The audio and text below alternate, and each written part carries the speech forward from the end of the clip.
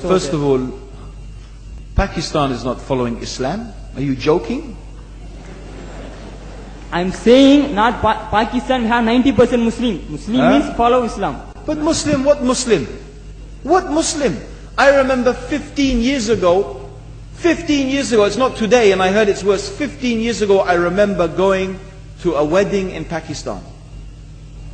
A wedding where men and women were mixing freely. Where the bride was dancing on the stage with all the male members of the family dancing on the stage. I'm sure somewhere around, we probably hidden in a corner then, but I hear now it's open, drinking alcohol. What Muslim are we talking about? This was 15 years ago. Now I hear it's even worse. Oh yes, they're Islam. When the bride and the groom are walking to the car, they're holding the Quran over their head for blessing. That Islam? That's not Islam. What Islam is that? That's exactly the thing I'm talking about. That's why Muslims are in such a mess. Because of this nonsense, this hypocrisy, actually they are insulting the Quran by doing that. Amongst all of this haram, they think that the Quran, holding it over the head, is going to bless them because they're holding it. What is that? Where did they get this from? So, I don't know what we're talking about. In fact, this is the problem. You see, the Muslim world itself is so far from Islam. So many you find here in India. Well, I know it's not a Muslim country, but there are lots of Muslims here. But I don't know what sort of Muslim. Most of them go to the dargah and they call upon some dead person in the grave, and they think that by talking to a dead person they're going to have their needs fulfilled. What's the difference between that and worshipping an idol?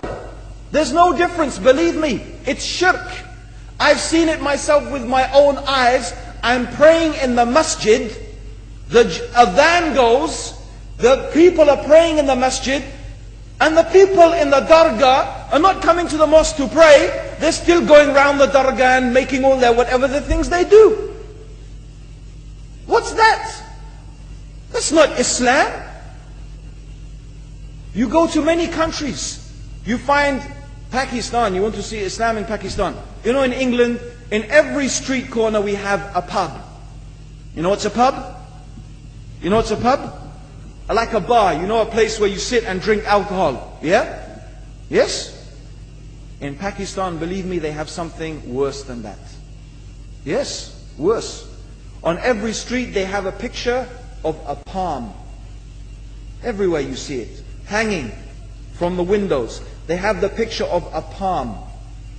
What's that advertising? Something worse than drinking alcohol. An invitation to disbelieve in Allah. That they're going to read your hand and tell your fortune. Shirk. It's shirk. Whoever believes, the Prophet said, sallallahu alaihi wasallam, whoever visits a fortune teller out of curiosity, Allah will not accept their prayers for 40 days. Whoever believes in the fortune teller has disbelieved in Allah and His Messenger. That includes, by the way, horoscopes. Yet you see in Pakistan, a picture everywhere of a hand.